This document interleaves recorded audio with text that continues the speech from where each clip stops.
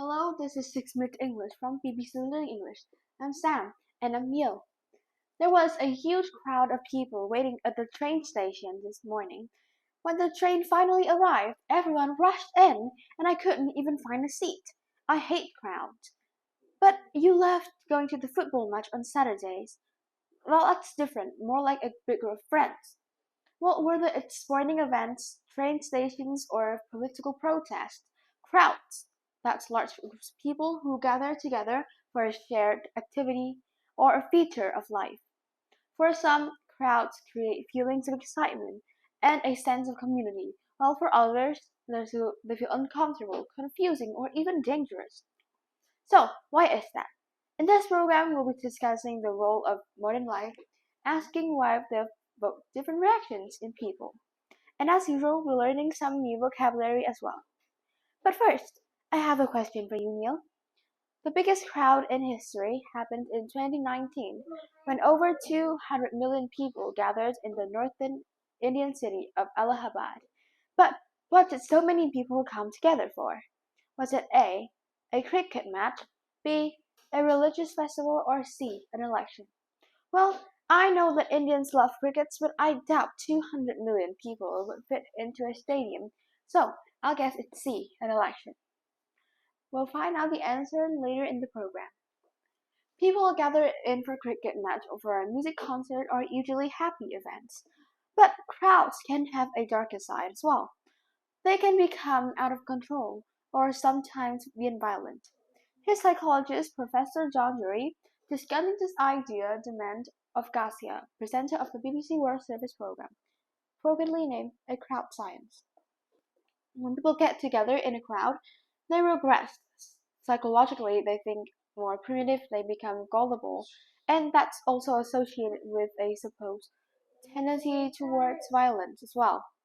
But according to Injuyon, the idea of mob mentality of people in crowd are rational and prone to destructive behavior just isn't backed up by research. One view is that whether people get together in a crowd, they become irrational.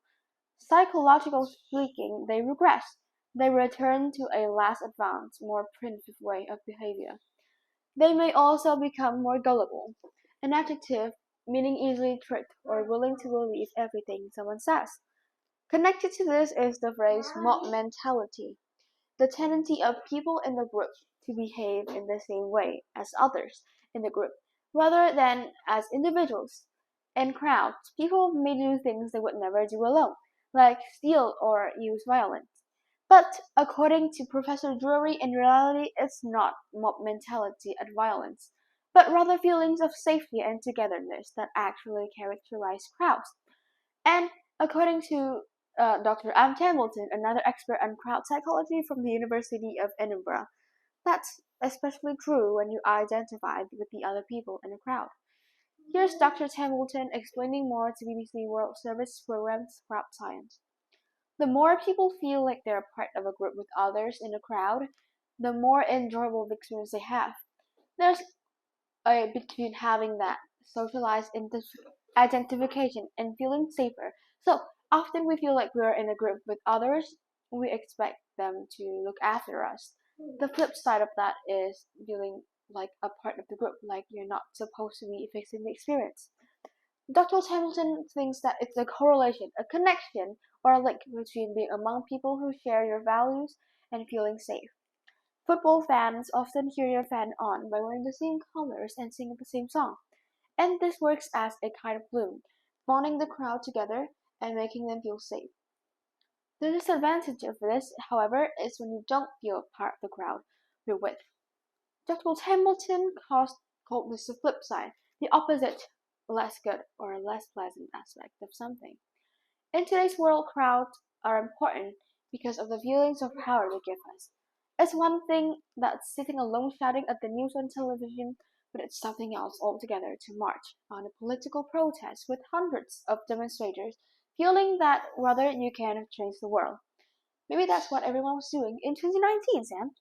Well, in my question, I asked why 200 million people gathered in the Indian city of Allahabad in 2019.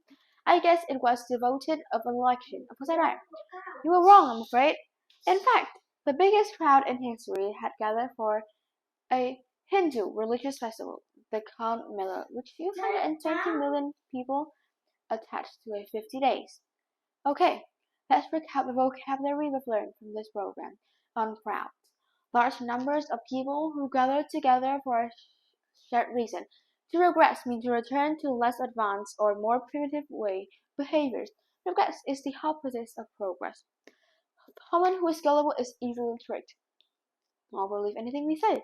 The phrase mob mentality is the tendency of people in a group to behave the way they can conform with others in a group or as individuals. A correlation is a connection or a link between two things. And finally, the flip side of something means those aspects of which we are less obviously good or pleasant. The flip side of this program is that once again our 6 minutes are up. Bye for now. Bye.